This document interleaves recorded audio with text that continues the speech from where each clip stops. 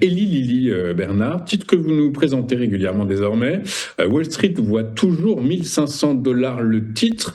Les investisseurs saluent une opération d'acquisition, une opération d'ingénierie financière. Le groupe a acquis Ata Beckley, qui renforce sa présence sur son marché. Résultat, eh bien, est-ce que vous aussi, même si le titre perd de la vitesse depuis le 7 juillet, est-ce que quand même malgré tout, on peut raisonnablement continuer à regarder vers le haut et viser les 1500 $ le titre? Alors, je suis positif sur le titre depuis maintenant plusieurs semaines en étant passé à l'achat sur les 980. Maintenant, il y a un petit risque en cours, c'est pour ça que je voulais revenir dessus. Le 28 juin, les résultats, l'action a flambé très très clairement et 3 semaines plus tard, le titre est en train de reculer et le titre est en train de revenir sur une zone autour des 1130, 1140 qui potentiellement doit être une zone support.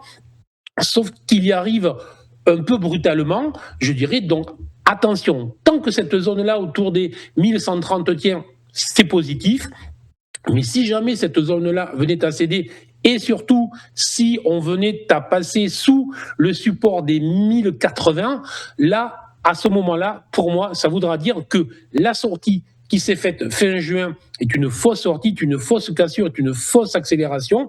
Donc, je ne dis pas que la tendance va s'inverser et que le titre va se retourner négativement, mais c'est juste attention, ça veut dire qu'au mieux, on n'est plus dans une phase d'accélération qui était née en fait au mois de mai, on est au mieux dans une phase de latéralisation. Alors pourquoi cette rechute? En fait, il y a eu d'abord des prises de bénéfices après cette séance à plus de 7%. Tout ça est tout à fait logique, légitime, mais je vous dis là, ça va un petit peu trop bas. Et puis en fait, il y a plusieurs laboratoires, Sandoz et un chinois qui s'appelle Lanyu, si je me souviens bien, qui ont commencé à déposer des demandes d'autorisation pour des versions génériques alors celle-là, je l'ai notée, du tirzépatide. Voilà, celle-là, c'est pas avec la mémoire, c'est avec mes notes, qui est la molécule du Mounjaro et du Zepbound. Et donc, autrement dit, c'est bien évidemment le cœur du réacteur du chiffre d'affaires et des bénéfices de cette pharmaceutique. Et donc, bien évidemment, les investisseurs sont en train de se poser des questions. Voilà, donc il faut surveiller ça. Là, je vais rester plutôt sur le plan technique. Je veux dire, voilà. Mais pour moi, très clairement, on est allé un peu plus bas que ce qu'il fallait après cette accélération fin juin.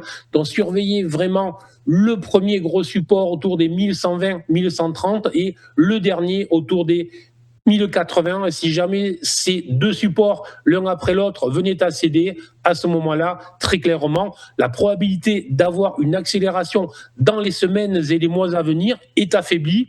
Et donc, on devrait plutôt rentrer dans une phase de latéralisation pour les prochaines semaines, prochains mois, en cas de cassure de support.